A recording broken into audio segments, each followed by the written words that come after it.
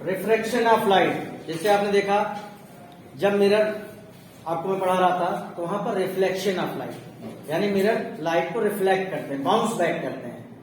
लेकिन लेंसेज क्या करते हैं, लाइट की डायरेक्शन को बेंड करते हैं, मोड़ते हैं। Change in direction of light, मोड़ना, तो उसे ही क्या कहता है, bending of light is known as refraction.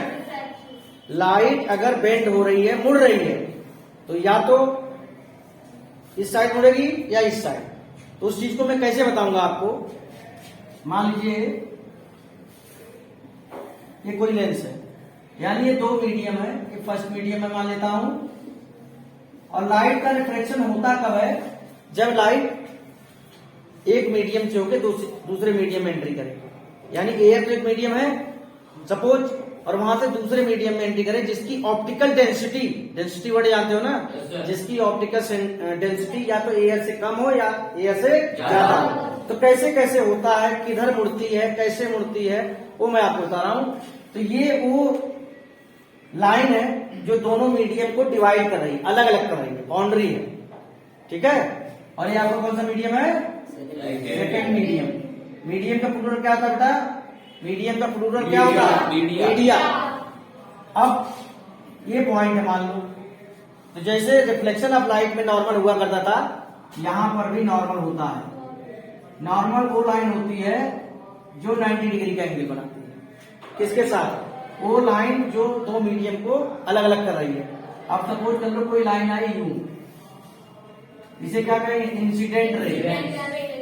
ये होगा एंगल ऑफ इंसिडेंट। क्या होगा, एंगल ऑफ इंसिडेंस। अगर दोनों की डेंसिटी सेम होगी, क्या होगी, सेम ऑप्टिकल डेंसिटी। कौन सी डेंसिटी, ऑप्टिकल। तब तो ये लाइन सीधे निकल जाती। तरीका ये है सीधे, light travels in straight line. Line जो है स्ट्रेट लाइन, कोई पाइप है ऐसे मुड़ी हुई है, तो यहां से आप टॉर्च जलाओगे तो उधर नहीं निकल के आएगी, टकराने के बाद वापस जाएगी, उधर मुड़ती नहीं है लाइट, मुड़ती नहीं कभी, समझ गए। तो लेकिन मीडियम का फर्क क्या होता है, तो एक मीडियम से जैसे कि आप कोई पत्थर फेंको, ऐसे ऐसे करके फेंकते हो ना, खेलते हो, हवा में था, जब पानी में गया तो उसके डायरेक्शन में चेंज आता है कि नहीं आता है, ओके, स्पीड में भी आता है डायरेक्शन। तो यहाँ बेंडिंग ऑफ लाइट। अब यह है कि अगर सेकेंड मीडियम, ये पर नॉर्मल समझ गया, इस नॉर्मल को मैं एक्सटेंड कर देता हूं। तो सबसे पहली चीज angle of incidence is equal to, ये तो मैंने आपको बताया है कि दोनों का मीडियम सेम हो, ऑप्टिकल डेंसिटी सेम हो दोनों मीडियम का, तो लाइट में कोई रिफ्लेक्शन नहीं होगा। लाइट में कोई रिफ्लेक्शन, लाइट में रिफ्लेक्शन तब होगा जब दोनों मीडियम की ऑप्टिकल डेंसिटी में फर्क होगा। अब सवाल उठता है कि अगर मान लो सेकेंड मीडियम की ऑप्टिकल डेंसिटी ज्यादा किससे, फर्स्ट मीडियम से, towards the normal, towards the normal, यानी कि यहां की बजाय ये हो जाएगा, नॉर्मल की तरफ मुड़ के आ गया ना, टूवर्ड्स द नॉर्मल, जब सेकेंड मीडियम का फर्स्ट मीडियम से ज्यादा। और यहीं पर है कि सेकेंड मीडियम का कम है ऑप्टिकल डेंसिटी, किससे, तो away from the normal, sorry away from the normal, सही है बिल्कुल। मतलब जितना स्ट्रेट उसको जाना चाहिए था उससे और ज्यादा, यानी कि ये हो जाएगा ऐसे, ठीक है। ये टूवर्ड्स द नॉर्मल आया, इसे कहते हैं एंगल ऑफ रिफ्लेक्शन, और इसे भी एंगल ऑफ रिफ्लेक्शन। ये अलग अलग केस में जब सेकेंड मीडियम का ऑप्टिकल डेंसिटी ज्यादा है, और दूसरा केस है जब सेकेंड मीडियम का ऑप्टिकल डेंसिटी कम है in comparison to first medium. यानी सेकेंड एक मीडियम से दूसरे मीडियम में जब जाएगा और दूसरे की डेंसिटी ज्यादा है तो नॉर्मल की तरफ और चिपक के जाएगा, किधर की तरफ, इन स्विंग, जैसे क्रिकेट की भाषा में इन स्विंग हो जाएगा, बॉल गिरी अंदर आ गया। और सेकेंड मीडियम का कम है पहले से, तो आउट स्विंग हो जाएगा, गिरने के बाद और दूर जाएगा, ठीक है। तो पहला लॉ क्या कहता है, अब तो ये आप समझ गए। तो मैं आपको बता दूं पहले कि लॉ के पास मैं आपके आऊं, यहाँ आपको मैं इंपॉर्टेंट चीज बताऊंगा। रिफ्रैक्टिव इंडेक्स ऑफ, ठीक है, second medium with respect to first medium is equal to velocity of light in first medium upon velocity of light in, ये जो मैंने लिखा है this is refractive index of second medium. Means अगर मैं इसे वाटर मान लूं सेकेंड मीडियम को, और इसे क्या मान लूं, तो refractive index of water with respect to air is equal to velocity of light in air upon velocity of light in water. अब इसी को मैं उल्टा करूं, refractive index of air with respect to water, तो velocity of light in water upon velocity of light in air. अब ध्यान से देखो, refractive index of water with respect to air into refractive index of air with respect to water करके देखो क्या आएगा। इन दोनों को मल्टीप्लाई करो जरा,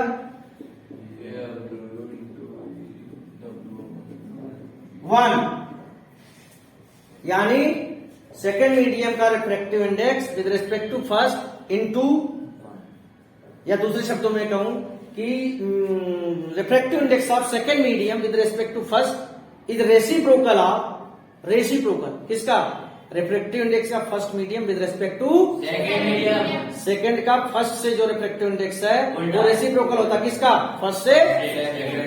दोनों का मल्टीप्लाई करोगे रेसिप्रोकल है तो क्या आएगा, 1। तो आपको समझ में आ गया। अब रूल पर आते हैं, तो रिफ्रैक्टिव इंडेक्स क्या है समझ में आ गया। रिफ्रैक्टिव इंडेक्स की कोई यूनिट होगी क्या, because it is comparison of velocity velocity, velocity से वेलोसिटी कट जाएगा, you will get nothing. Means refractive index है नो यूनिट, जैसे रिलेटिव डेंसिटी आपने पढ़ा था क्लास 9 में, यहाँ रिफ्रैक्टिव इंडेक्स है। सो रिफ्रैक्शन का मतलब bending of light, light normal की तरफ कम उड़ेगी जब जिस मीडियम, दूसरा जो मीडियम है उसकी डेंसिटी फर्स्ट से ज्यादा है। अवे प्रॉब्लम नॉर्मल कब जाएगी, जब सेकेंड मीडियम की ऑप्टिकल डेंसिटी फर्स्ट से कम है। अब उसके बाद यहां पर आते हैं लॉज ऑफ रिफ्रैक्शन, जैसे रिफ्लेक्शन में 2 लॉ थे, angle of incidence is equal to angle of reflection. यहां पर ऐसा नहीं है, यहां पर है रेशियो ऑफ 2 चीजों का, साइन निकालिए, ratio of sine of incident ray, angle of incidence, ratio of sine, sine theta निकालिए किसका, angle of incidence upon sine of angle of refraction, reflection मतलब इतना, refraction, ratio of sine of angle of incidence to sine of angle of refraction is always a constant quantity and that constant quantity is known as refractive index, and this law is also known as Snell's law.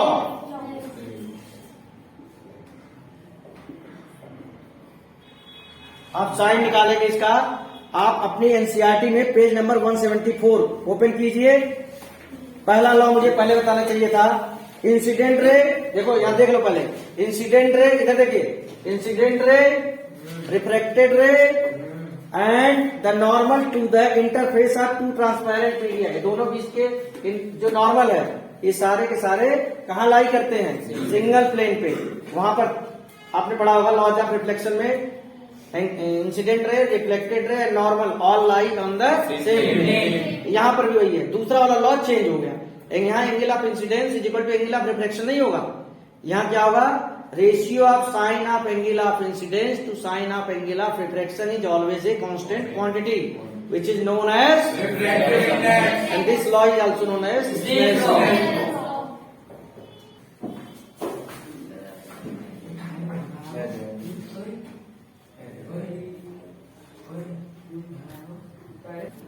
इसमें refractive index में एक चीज का ध्यान रखना, आपकी NCERT के page number 174 पर जानकारी दी हुई है कि अगर पहला मीडियम एयर या वैक्यूम हो, एयर या वैक्यूम, तो उसे कहा जाता है absolute refractive index. Absolute refractive index उस केस में कहा जाता है जब फर्स्ट मीडियम एयर या वैक्यूम। अब लेंस के बारे में, रिफ्रैक्शन ऑफ लाइट तो लेंस ही करता है, हम लेंस के बारे में स्टडी करेंगे। तो जैसे आपका कॉन्केव मिरर के केस में, कॉन्केव मिरर को आप क्या करते हैं, कन्वर्जिंग मिरर, तो यहाँ कॉन्वेक्स लेंस को कन्वर्जिंग मिरर कहते हैं। क्यों कन्वर्जिंग मिरर कहते हैं, अभी इसके पैरेलल जो प्रिंसिपल एक्सिस के पहले जितनी रे आएंगी वो सारी सारी F2 से रिफ्रैक्ट होकर जाएंगी, यानी मुड़ेंगी और कहां से निकलेंगी, F2 से। अब यहाँ बता दूं कि ये दो F1 2F1 क्यों आया, क्योंकि दो लेंस की कॉम्बिनेशन से बनता है। कितने लेंस के? दो लेंस, दो फोकल लेंथ यहाँ पर दिया हुआ। जैसे आप वहां पर 6 केस स्टडी किए थे, infinity beyond C at C between C and F at F and between F and P. तो यहाँ पर भी 6 केस हैं। क्या केस हैं? इन्फिनिटी, ध्यान से घटने वाली बात नहीं है, इन्फिनिटी पर beyond 2F1 at 2F1 between 2F1 and F1 and F1 and between F1 and optical centre O, optical centre O। तो यहां पर आपको मैं सबसे पहले real and inverted image, real image कब कही जाती है लेंस के केस में? जब ऑब्जेक्ट तो हमेशा लेफ्ट हैंड साइड में रखा जाता है, जब इमेज राइट हैंड साइड में, क्योंकि लेंस की रियलिटी क्या होती है कि लाइट को रिफ्लेक्ट नहीं करता है, वापस नहीं भेजता है, रिफ्रैक्ट करता है, पार तो करा देता है लेकिन उसके डायरेक्शन में चेंज हो जाता है, पार जैसे कि मोड़ देता है, ठीक है, बेंड हो जाती है। तो भाई हम रख रहे हैं ऑब्जेक्ट को मान लो 2F1 के पीछे, किसके पीछे? एक लाइन आई यहाँ पे। अब मैंने जैसा कि आपको बताया इसका नाम है कन्वर्जिंग लेंस। ये कहां से पार कराएगा? F2। तो देखिए यहाँ पर दोनों चीज का है, F1 भी है 2F2 है। तो ऐसे केस में कहा जाएगा कि फोकल लेंथ कौन सी मानेंगे? फोकल लेंथ उसे मानते हैं जहां से लाइट रिफ्रैक्ट होने के बाद पास करती है। तो रिफ्रैक्ट होने के पास बात जो है F1 से पास कर रही है, 2F1 से, F2 से पास कर रही है ना, इनसे नहीं पास कर रही है। तो इसका फोकल लेंथ कॉन्वेक्स लेंस का हमेशा पॉजिटिव होता है। क्या होता है? पॉजिटिव होता है। अब दूसरी रे मान लो, आप ऐसे ही सपोज करो, एक चीज मैं बता रहा हूं, दूसरी रे आप मान लो कि आपकी ऑप्टिकल सेंटर पे जा रही है।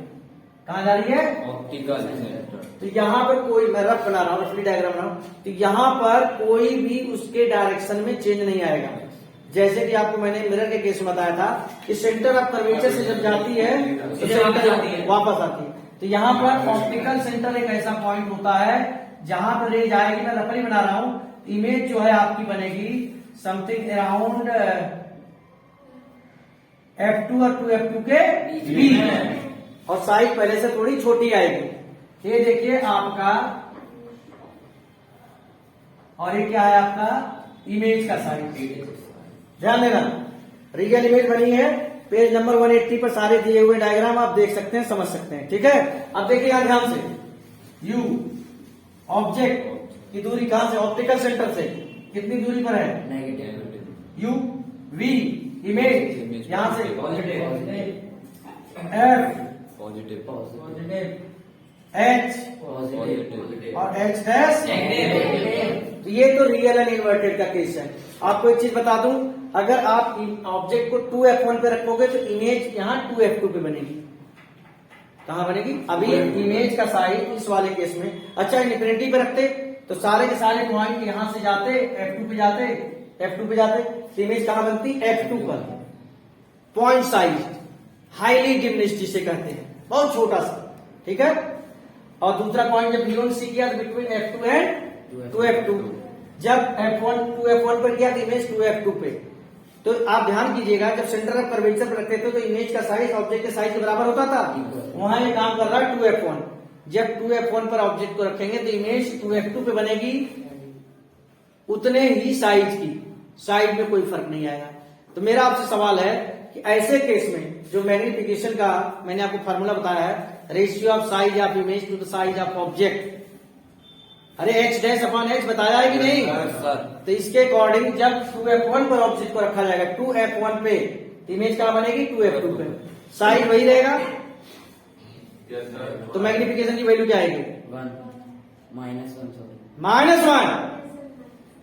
रियल यहां y एक्सिस के ऊपर है और वहां यहां y एक्सिस के -1, रियल में -1। खैर आगे बढ़ता हूं। अब मुझे आपको और भी केसेस हैं 2F1। अब देखिए, पहली बार जब 2F1 और F1 के बीच ऑब्जेक्ट रखोगे तो इमेज कहां बनेगी आपकी? 2F2 के और आगे। अब पहली बार इमेज का साइज ऑब्जेक्ट के साइज से उसी की तरह, मिरर की तरह है ना, बस ये ध्यान रखना। अब मैं वर्चुअल एंड इरेक्ट के लिए डायग्राम बनाने जा रहा हूं, ठीक है। जैसे मिरर के केस में आपको बताया जा रहा था बिटवीन फोकस एंड पोल, छठा केस जो था, फोकस और पोल के बीच जब ऑब्जेक्ट को रखा जाता था तो वर्चुअल एंड इरेक्ट इमेज बनती थी ना, जैसे छठा केस आप करते थे। यहाँ पर छठा केस क्या होगा, between F1 and optical centre O। यहाँ पर ऑब्जेक्ट को रखा ये गया, कहां से रिफ्रैक्ट होगा, F2 से। दूसरा आप O के बारे में सोचो, O से तो कोई रिफ्लेक्शन होगा ही नहीं, सीधा जाएगा। Infinity। ये दोनों कहीं आके इधर मिल रहे हैं, कहीं नहीं मिल रहे हैं, बिल्कुल नहीं मिलेंगे। तो आप थोड़ा सा इमेजिन करेंगे कि भाई इधर नहीं मुलाकात हो रही, थोड़ा इनको अपोजिट डायरेक्शन में एक्सटेंड करके देखें। ये आपने एक्सटेंशन दिया है, क्या दिया है, आगे बढ़ाया है अपनी तरफ से। इमेज कहां बनी है, पहली बार इमेज जो है एक लेफ्ट हैंड साइड बनी, जिधर ऑब्जेक्ट रखा गया था उधर ही बनी, जबकि लेंस में ऐसा नहीं होना चाहिए, अपोजिट साइड बनना चाहिए, क्योंकि रिफ्लेक्ट कर दिया ना। तो ये तो आपका वर्चुअल इमेज है, इसको इमेजिनरी कहा जाएगा, ये रियल इमेज नहीं है। रियल का उल्टा इमेजिनेशन होता है ना, इमेजिनरी। तो लेकिन अब यहाँ आपको एक चीज समझ में आ गई कि इमेज का साइज जो है ऑब्जेक्ट की साइज से बड़ा है। तो वर्चुअल एंड इरेक्ट इमेज एक ही केस में बनती है, कॉन्वेक्स से, जब आप F1 और ऑप्टिकल सेंटर के बीच रखते हैं। U लेफ्ट में, V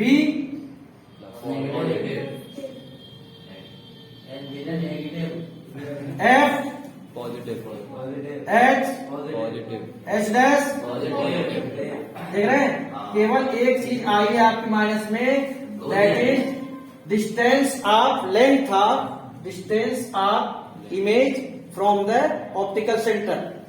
ये चीज माइनस में आई है, यू तो हमेशा माइनस में होता ही है, ठीक है। अब मैंने आपको एक चीज नहीं बताई, वो भी बता दूं। जैसे मिरर फार्मूला हुआ करता था 1/v + 1/u = 1/f। देखिए मिरर फार्मूला जो है मैं बता देता हूं, 1/v + 1/u था ना, बहुत बड़ा कंफ्यूजन है। यहाँ होता है 1/v - 1/u,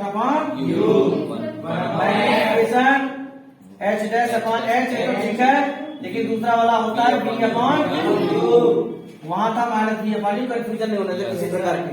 अब खासकर ये आपका mirror formula and lens formula में हल्का सा प्लस माइनस नर्वस होकर आपने कर दिया, सारा सवाल गड़बड़ हो जाएगा। मिरर में प्लस होता है और इसमें क्या होता है, माइनस। फार्मूले में समझो बात को, मैग्निफिकेशन में मिरर में माइनस होता है और यहाँ पे प्लस होता है। आपको ये बात समझ में आ गई। अब आपको डायग्राम के जरिए बताया जाएगा डाइवर्जिंग लेंस के बारे में, यानी कि कॉनकेव लेंस के बारे में। देखिए यहां मैं कंपैरिजन कर रहा था, जो लिखा था मैंने मिरर फार्मूला लिखते, तो पहले मैं मिरर फार्मूला बता के 1/v + 1/u = 1/f होता है, तो वहां मिरर लिख गया था। फिर मैंने लेंस फार्मूला के बारे में आपको बताया कैसे फर्क होता है, केवल एक प्लस माइनस का होता है। समझ गए होंगे। डेफिनेशन में कोई चेंज नहीं आता है मैग्निफिकेशन के। Ratio of size of image to the size of object is known as magnification, it has no units. और बाकी जो आपको चीजें बताई हैं कि m की वैल्यू अगर 1 के बराबर होगा तो इमेज का साइज ऑब्जेक्ट के साइज के बराबर होगा, m की वैल्यू अगर लेस देन 1 है तो size of image is less than size of object, and if the value of magnification is greater than 1 से ज्यादा है तो size of image is greater than size of object. ठीक है। कॉनकेव लेंस, डाइवर्जिंग लेंस जिसे कहते हैं, ये डाइवर्ज करता है। कैसे? यहां पर केवल 2 केस होते हैं, वहां पर भी 2 केस हुआ करते थे, infinity and between infinity and pole. यहां पर भी 2 केस हैं, infinity, between infinity and optical centre. Infinity में ध्यान से देखिए, ये डाइवर्जिंग लेंस है, इसका मतलब ये इधर नहीं आएगा, ये डाइवर्ज करेगा, यूं जाएगा। ठीक है। इधर से भी एक रे आएगी, इधर को डाइवर्ज कर जाएगी। मैं हल्का सा बना देता हूं, यूं डाइवर्ज करेगी, इन दोनों की इधर तो कहीं इंटरसेक्ट नहीं करेंगे, मुलाकात नहीं होगी, लेकिन इन्हें अपोजिट डायरेक्शन में आएंगे तो कहाँ के मिलेंगे?